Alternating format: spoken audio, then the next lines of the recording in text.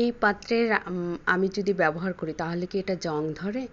আচ্ছা, এটা প্রশ্নের উত্তর দেই। আপনারা কাস্ট আয়রন যেখান থেকে নেন, যদি আপনারা রান্না না করে ইউজ না করে ফেলে রাখেন, তাহলে হচ্ছে যে জং ধরার মতো হলদেটে টাইপ এগুলো উঠে আসে।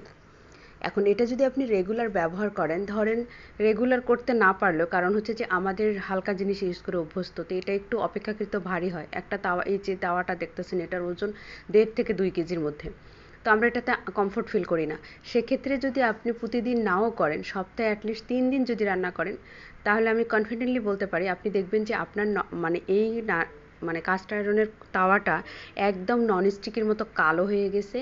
মাছ ভাজেন বা যেটা ভাজেন সহজে উল্টা যাচ্ছে, একদম নিচে লাগে না।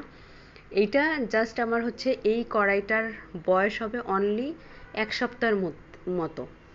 এটা আমি নতুন নিছি এবং এটা দেখতেছেন যে কত কমফোর্টেবলি আমি কাজ করতে পারতেছি। আসলে এটা তো লোহার তৈরি, তো কাস্ট আয়রন আর লোহার মধ্যে এটাই পার্থক্য যে লোহা শুধুমাত্র লোহা হয়, আর কাস্ট আয়রন হচ্ছে যে লোহার সাথে কার্বন, ম্যাগনেসিয়াম